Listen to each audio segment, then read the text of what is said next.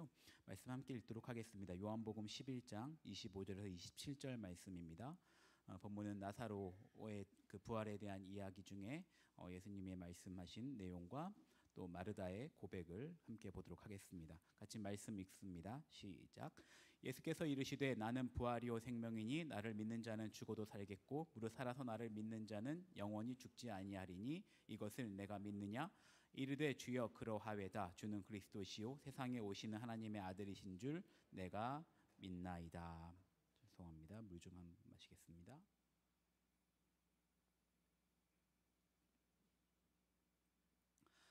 지난 월요일은 저의 사촌 여동생의 기일이었습니다. 저희 어머님의 그 언니이신 이모가 한 분 계신데요. 이모의 딸이 저보다 4살 정도 어립니다. 이 아이의 가족사와 어떤 개인 그 아이의 어떤 이야기는 제가 후에 또 기회가 있을 때에 나누도록 하겠고요. 간단히 소개하면 이 아이는 정신분열증, 요즘은 조현병이라는 그 불리는 그 병을 앓았습니다. 한 15년 정도 이 병을 앓다가 3년 전에 급성 백혈병 진단을 받고 한 달이 채 되지 않아 하나님의 부르심을 받았습니다.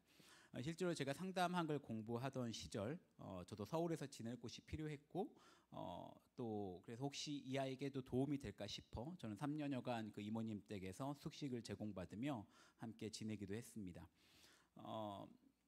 어찌된 일인지 그 이모도 그렇고 또 그 여동생의 남동생이 있는데 남동생도 또 그 먼저 세상을 떠난 그 이모부가 있는데요. 그 이모부도 예수님을 믿지 않았습니다. 그 누구도 믿지 않았는데 이 아이만큼은 정신분열증을 앓으면서도 예수님 믿기를 멈추지 않았고 마지막 이 생을 다하는 마지막까지 기도하며 예배 드리기를 사모하며 살았습니다.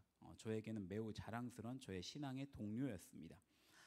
조카가 제가 전도사로 그렇게 자식들을 위해서 이모가 하셔야 할 일은 교회 다니시면서 하나님 믿으면서 기도하시는 일이라고 제가 전도를 했지만 저희 이모님은 단 한 번도 교회를 가지 않으셨습니다. 하지만 이 동생이 죽으면서 장례를 교회장으로 치렀고 그 이후로도 아직은 많이 부족하지만 그럼에도 저희 이모님은 그리스도인으로 살아가고 있습니다. 10일 전쯤에 이모에게서 문자가 왔습니다. 21일이 미정이 기일인데 와서 기도 좀 해줘라 라는 요청을 받고 짧게나마 추모 예배를 드릴 준비를 했습니다. 어떤 말씀으로 말씀을 나눌까 기도하며 고민하는 중 부활에 대한 이야기를 좀 나누면 좋겠다라는 생각이 들었고 바로 오늘 본문 등장하는 나사로의 부활 이야기를 준비했습니다. 나사로의 이야기는 사실 간단합니다. 바로 앞에 10장에서 예루살렘에서 내가 아버지의 이름으로 행하는 일들이 나를 증거한다라고 예수님 말씀하셨고 나와 아버지는 하나이다 라고 하시는 말씀으로 인해서 유대인들은 신성 모독했다라고 하여 예수님을 돌로 치려 합니다. 예수님은 그 자리를 피하셔서는 요단강 건너편 세례 요한에게 세례 받으신 곳으로 이제 이동하십니다. 그때에 나사로의 여동생 마르다와 마리아가 사람을 보냅니다. 나사로가 크게 아프다라고 예수님께 전합니다. 그런데 어찌된 일인지 예수님이 바로 가지 않으시고 11장 5절만 봐도 예수께서 본래 마르다와 그 동생 나사로를 사랑하시더니 라고 하실 정도로 각별했던 그 나사로의 소식을 듣고서도 2일을 더 머무르십니다. 그리고 나사로가 지금 자고 있다라고 표현하십니다. 그러면서 이상한 말씀을 하나 하시는데 요한복음 11장 4절 같이 한번 좀 보고 싶은데 혹시 말씀이 준비가 됐을까요? PPT가 요한복음 11장 4절이 안 됐을까요? 됐을까요? 감사합니다. 같이 한번 읽어보겠습니다. 시작. 예수께서 들으시고 이르시되 이 병은 죽을 병이 아니라 하나님의 영광을 위함이요 하나님의 아들이 이로 말미암아 영광을 받게 하려 함이라 하시더라. 그리고 예수님께서 다시 유대 땅으로 가려고 하시자 제자들이 말립니다. 왜냐하면 좀 전에 거기서 돌로 맞아 죽을 뻔했거든요. 그래서 유대인들이 예수님을 돌로 치려는데 또 가려고 하십니까? 라고 묻는데 예수님의 대답이 여기서 좀 뜬금없습니다.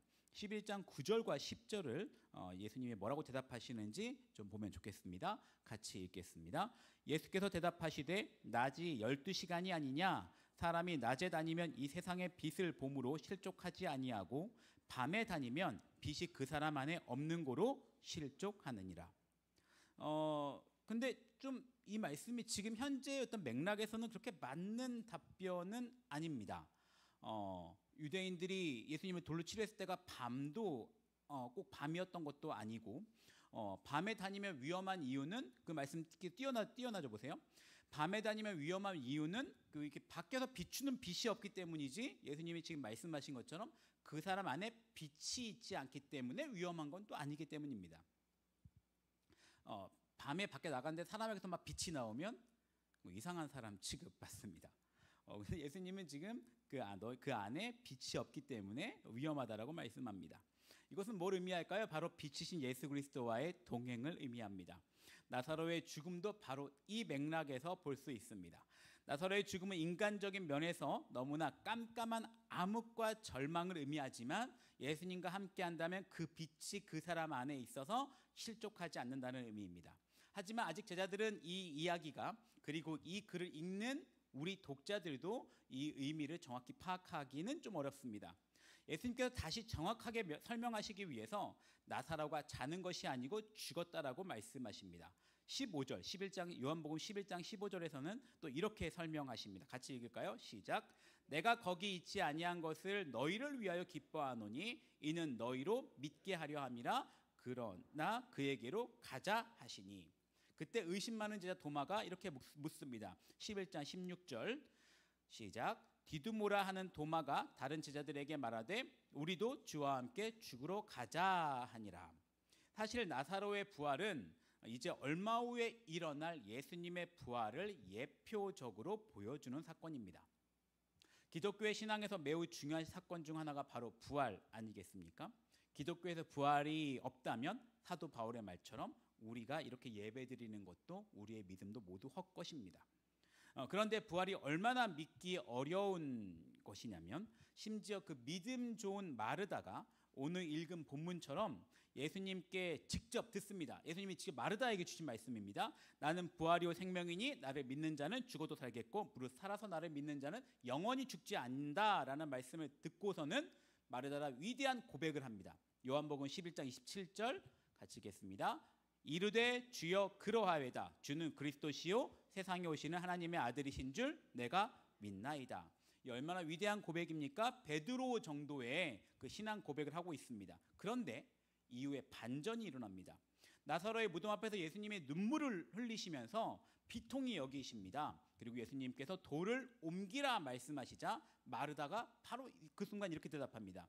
요한복음 11장 39절 하반절입니다. 시작. 마르다가부터 읽겠습니다. 마르다가 이르되 주여 죽은 지가 나흘이 되었음에 벌써 냄새가 나나이다. 살 수 있다는 거예요? 없다는 거예요? 없다는 겁니다. 이미 시체는 부패했을 것인데 예수님 지금 돌 옮겨서 뭘 어쩌겠습니까? 주는 그리스도시요 세상에 오신 하나님이신 줄을 내가 하나님의 아들이신 줄 내가 믿습니다 라고 방금 전에 고백하였던 마르다였지만 지금 어떤 일이 일어날지, 예수님이 권능이 어느 정도일지 감을 못 잡고 있습니다.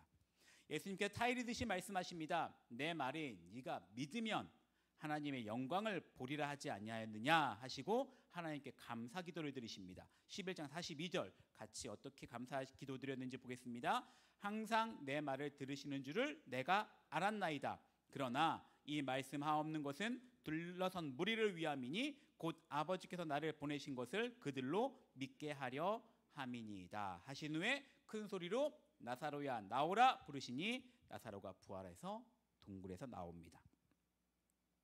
아까 말씀드린 것처럼 나사로의 부활 사건은 이후에 제자들과 예수님을 따랐던 무리들이 예수님의 부활 소식을 듣고 그 사실을 믿을 뿐 아니라 더 나아가 기독교의 신앙이 바로 죽음과 부활을 통해 이루어짐을 깨닫고 믿을 수 있는 귀한 증거 자료가 되게 됩니다.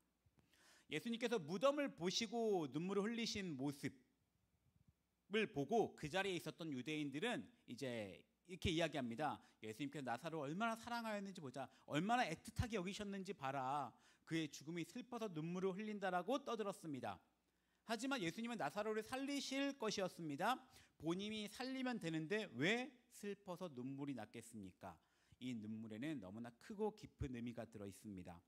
바로 죽음 앞에 아무런 힘도 쓰지 못하고 그저 두 손 두 발 들고 있어야 하는 것이 연약한 인간들의 한계입니다. 하지만 하나님은 그 인간들에게 부활이라는 소망을 주셔서 죽음 그것으로 끝이 아니라 거기서 이어지는 자신의 나라 속에서 영원히 안식하며 살아갈 수 있는 영생의 기쁨을 주시기 위해 자신의 아들을 보내셨습니다.